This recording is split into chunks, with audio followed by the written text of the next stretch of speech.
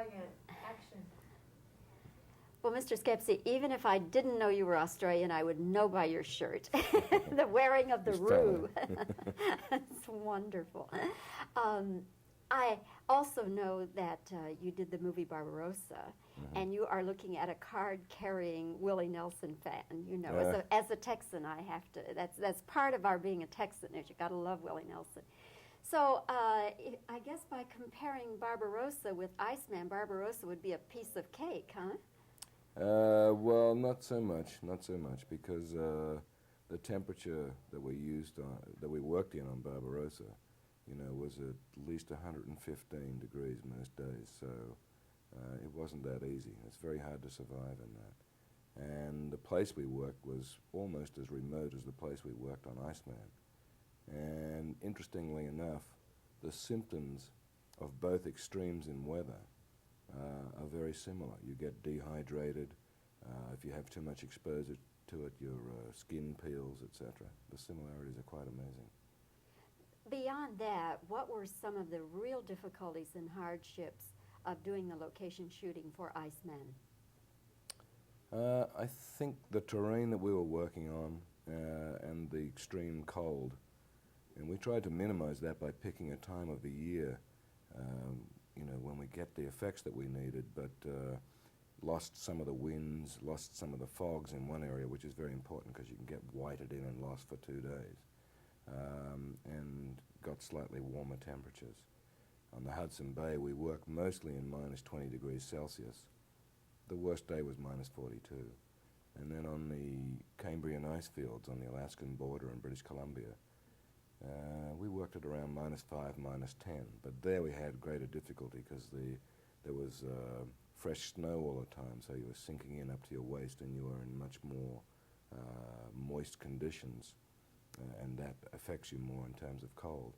And then you've got to be very careful where you go because on glaciers, I guess almost every foot there's a crack or a hole or something in the glacier that you can disappear down. So how would you know? How would you, you know, be on the alert for that? We had a group of guys called the Snowbirds who are absolutely fantastic. They are glacier experts, guides, rescue people, and they're avalanche control people. And we had them go up in the summer. We went with them and selected the basic areas we were going to work, told them what we were looking for, and then they marked out all those areas before the snow came, and then kept a check on those marks when the snows came to make sure that we could still see them when we got there. And then each day before we went in, they would go to the specific area we wanted and double check it. And then all of us would follow around behind their footsteps, believe me. The scene where we see the avalanche and then this enormous crevasse, did you create that? Did your people create that? Or was that just a lucky thing that you came into? No, not lucky. If that had happened while we were there without us knowing, we'd have died. What we did was we took a natural crevasse. It was marked out beforehand. And then it's probably one of the highest snowfall areas on the American continent. And it bridges over with snow, so there's something like 20 feet of snow above the natural crevasse. Then the Snowbirds and our special effects guys, John Thomas and his crew, sort of went out of camera range and they bored in underneath the snow bridge, came in under the snow bridge, put explosives in so that we would implode the bridge, and it makes it look like it snapped open. And then, of course, we marked the footprints out across the snow bridge by sitting in the helicopter and putting our feet out. And then we dropped the Iceman on the other side of the snow bridge on a solid chunk of ice, and we had the Tim Hutton character on this side, you know, solid chunk of ice and huge marks in the snow as to where he wasn't to go any further than. You know. An extraordinary scene, really extraordinary scene. Another scene that, not extraordinary in that sense, but a scene that interested me very much because I kept wondering how you decided Heart of Gold. Why or how did you decide on Heart of Gold? That was Tim Hutton's idea. He's a Mad Neil Young fan, and he had a couple of songs in mind. We were originally going to use the song somewhere else in the film, and then we decided not to, just on a radio. And he was very keen on it, and you know, since he was so keen, related to it so much, We thought, well, why not, you know? And the idea for the scene, we wanted to do something with music, but in fact it came out of a time I spent in the Arnhem Land. I was shooting a commercial, and we were working with some Aboriginals up there, and the guy heard me practicing the flute. I was very bad, I have to tell you, so he wanted me to bring the flute to a barbecue we were having one night, so he could play the didgeridoo with me. And we had a great sort of exchange, and it came out of that as well. A very effective scene. Very Yeah. effective scene. I liked it a lot. It's interesting to, I think, all of us Americans who love film, what has been happening in Australia, this wonderful import of Australian directors we have. Yourself, Peter Weir, Bruce Beresford, who was nominated for an Emmy. Fantastic. And I mean, an Academy. You know, it's very interesting to us. And at the same time, I wonder, you know, why all these Australian directors, you know, doing such fantastic work? How do you explain that? Well, a lot of us were trying to do it for quite a long time, and it took some of us, you know, 10 or 12 years more to get into it than it should have. So you've got a backlog. You've got the younger people and people, you know, around my age, all getting into it together. And I think it's as simple as this. We have a passion about our work, and we care about what we do. And at this point, we're not cynical. You know, we haven't been, you know, cynically trying to make genre pictures, you know, that we believe will go to specific markets. We've just made films that we want to make and really care about, and we've been as straightforward as that, and I think it shows.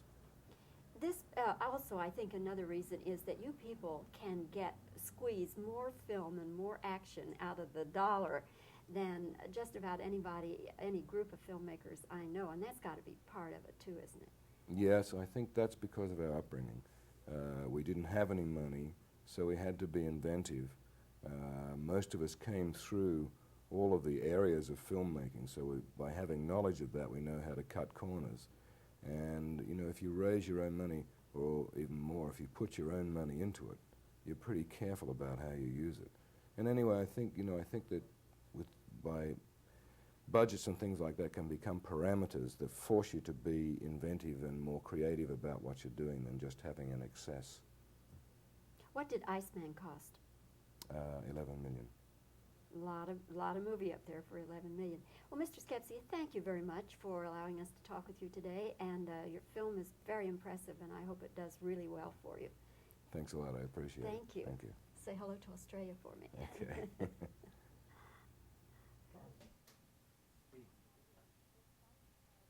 I'm wondering if, by comparison, Barbarossa wasn't a piece of cake compared with Iceman. Let me do that again, voice crack.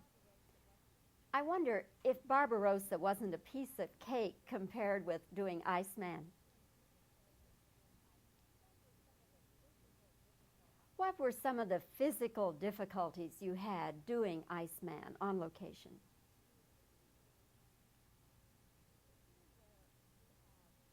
The scene where we have the avalanche and the crevasse and the men on either side then, how in the world did you do that? Did you just get lucky with an avalanche?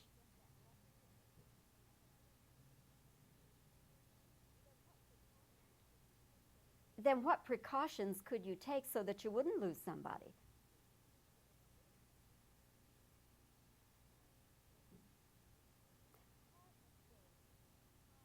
Heart of Gold, how did that scene evolve? Why that song?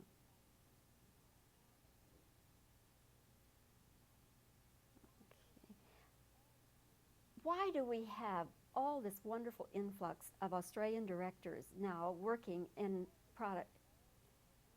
Why is it we have all you Australian directors working here in this country turning out films for us? Isn't it also that you could seem to be able to get so much more on film for the dollar? Now I'll give you reactions.